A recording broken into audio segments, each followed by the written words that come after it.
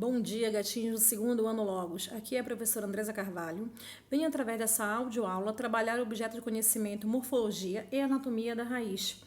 Vamos lá? Olha só, nesse primeiro momento, vamos falar sobre a morfologia externa de uma raiz padrão de uma planta dicotiledônea. Observe que no canto inferior do teu slide, você pode estar acompanhando a página do teu material do SAIS. Quanto à função de uma raiz, eu vou destacar o quê? A fixação de uma planta no solo e a absorção de seiva bruta.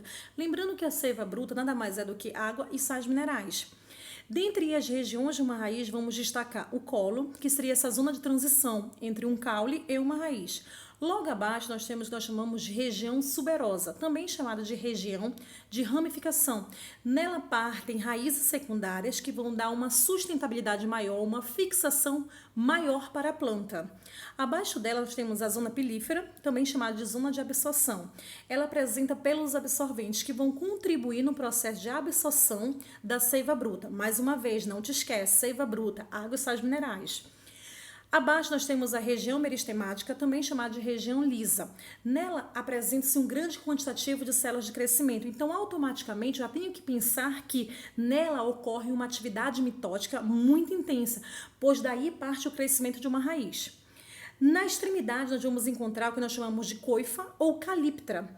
É um mecanismo de proteção contra o atrito. Mas que atrito seria esse? Durante o processo de crescimento, a raiz ela atrita com o solo. Para que não haja desgaste dela, existe essa estrutura de proteção.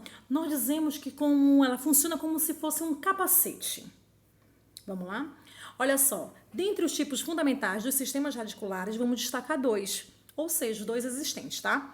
Pivotante ou axial, fasciculada ou cabeleira. Na raiz pivotante, que é a primeira imagem, você vê nitidamente uma raiz principal e dela partem raízes secundárias. Elas se fazem presente em plantas dicotiledôneas, ou seja, nas plantas de grande porte. Já a fasciculada ou cabeleira, você não consegue ver a nitidez de uma raiz principal. Você vê um quantitativo de raízes e você consegue detectar através da imagem que é uma raiz que não vai trazer uma grande sustentabilidade para a tua planta. Então, ela vai estar presente em monocotiledôneas. Olha só, quanto à classificação das raízes, nós vamos destacar a primeira, raízes tuberosas. As raízes tuberosas são aquelas que apresentam reservas nutritivas. Dentre elas, eu trouxe para ti a cenoura, a batata doce e a beterraba. Mas, Andresa, cadê a batata comum? A batata comum nós chamamos de batata inglesa. Ela não é uma raiz, e sim um caule do tipo tubérculo. Quando estivermos falando sobre caule, eu vou trazer para ti o exemplo da batata. Também pode aparecer na tua prova a mandioca. Aí tu vai dizer, mas Andresa, e a macaxeira? Não, a macaxeira não vai aparecer. Mas por que a macaxeira não vai aparecer? Porque para o Enem não existe macaxeira. Isso mesmo, gatinhos, não existe macaxeira. O que só existe lá é mandioca. Peraí, não entendi, Andresa. O que a gente chama de mandioca aqui no estado do Pará, para o Enem é mandioca brava. O que nós chamamos aqui no Pará de macaxeira, para o Enem é mandioca. Andresa, confundi tudo. Não confunde. Apareceu mandioca na tua prova, marca a raiz e corre pro abraço. Vamos lá. Próximo tipo de raiz são os rizóforos. São raízes aéreas, elas partem diretamente do caule.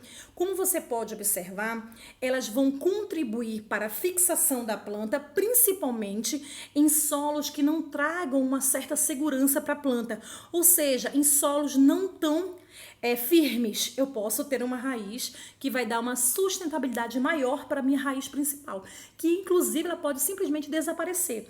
Elas são muito comuns nas regiões de mangue.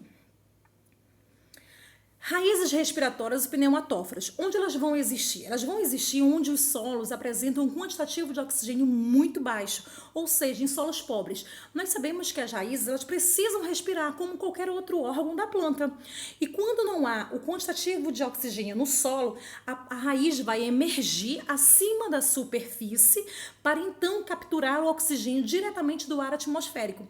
Então, nessa imagem, essas partes pontiagudas nada mais são do que raízes que partem de uma única planta. Vamos lá. Raízes tabulares são raízes aéreas, elas partem diretamente do caule. Como vocês podem ver, elas formam estruturas como se fossem tábuas, aumentando a fixação da planta no solo. Andresa, me dá um exemplo onde eu posso encontrar essa raiz. Na gigante da Amazônia. Andresa, eu não sei quem é a gigante da Amazônia. A samalmeira. Andresa, tu não me ajudaste. Me ajuda, me socorre. Ok.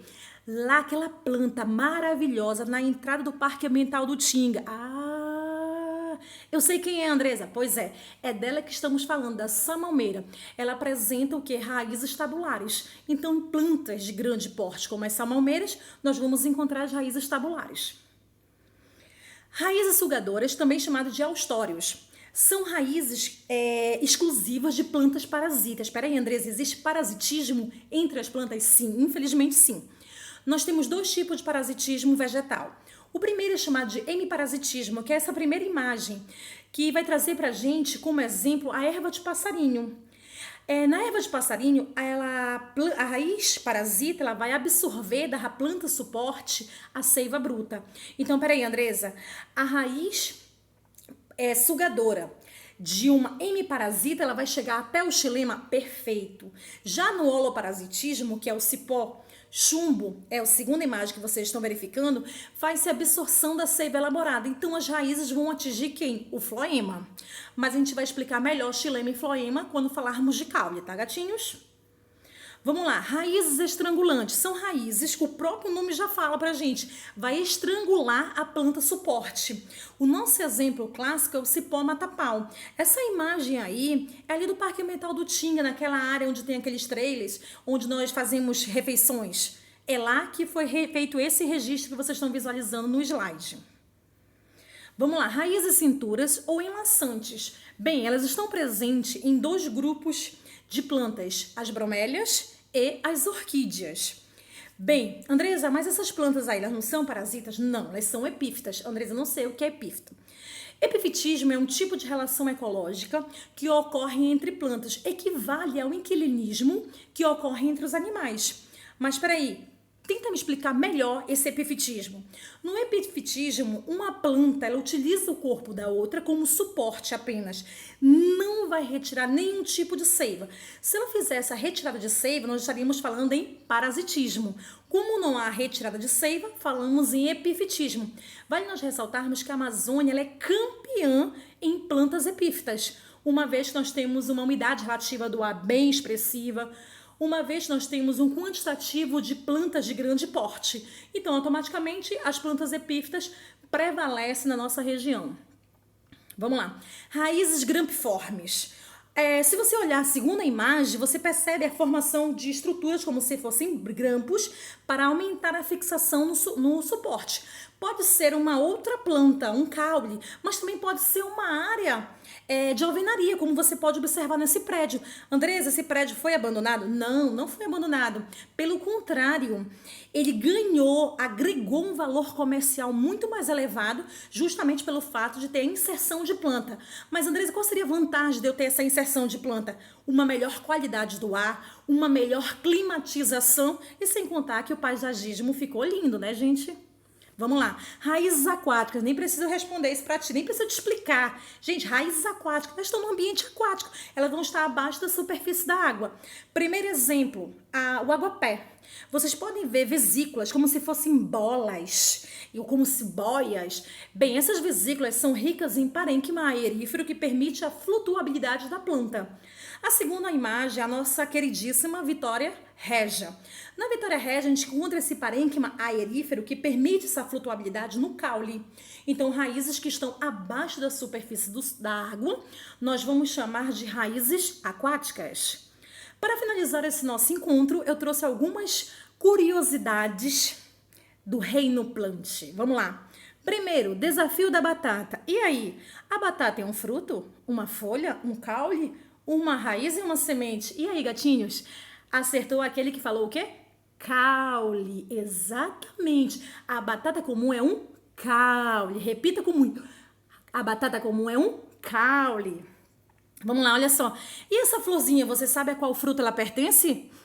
Deixa essa interrogação pra ti. Mas é um fruto da Amazônia, vamos lá? E essa outra flor? Essa eu sei, André, essa é clássica. Exatamente, é do jambo. E a anterior é do cupuaçu. Vamos lá. Opa, Andresa, não entendi. Exatamente o que você não entendeu é o que você está pensando, sim. É uma planta bioluminescente. Como assim, Andresa? Ela emite luz tal como um vagalume? Exato. Mas como isso pode acontecer? É natural? Não, peraí. Teve um dedinho da engenharia genética. Cientistas mapearam o DNA de uma alga bioluminescente. Tiraram um gene que determinava justamente essa bioluminescência. Aplicaram o embrião de uma planta, eis aí você vê a planta bioluminescente, criada pela galerinha dos olhinhos puxados, isso mesmo, pelos japoneses. Andresa, seria fantástico fazermos a inserção delas em vias públicas, assim teríamos uma melhor iluminação e iríamos poupar nosso bolso e, pois, não pagaríamos o quê? Pela iluminação pública, perfeito. Mas nós temos que analisar quais são os impactos negativos com a inserção nessa planta. Vamos parar para pensar, durante a noite, as plantas não servem de refúgio para muitos animais? Vem cá, se estiver iluminado, você acha que esses animais vão se refugiar nas plantas? Não, né? Então nós iríamos provocar um desequilíbrio ambiental muito expressivo. Por este motivo, não podemos fazer a inserção delas. Vamos lá, outra imagem aí para ti. Olha só, essa daí é a salmoeira que ficava no retorno ali entre o viaduto e o supermercado Líder. Durante o processo da construção do BRT, ela foi retirada.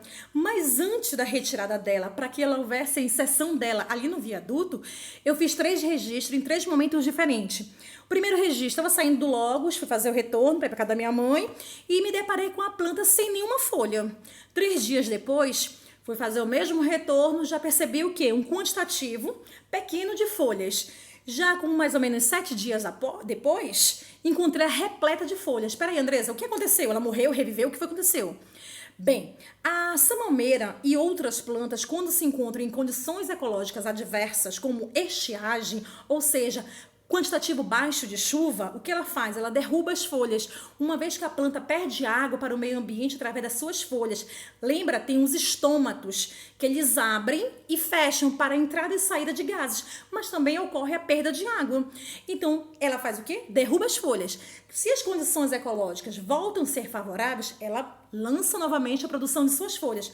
Mas, André, durante esse processo, sem folha, como é que ela sobrevive uma vez que ela não faz fotossíntese bem? Ela tem uma reserva energética chamada amido, que vai estar concentrada no caule.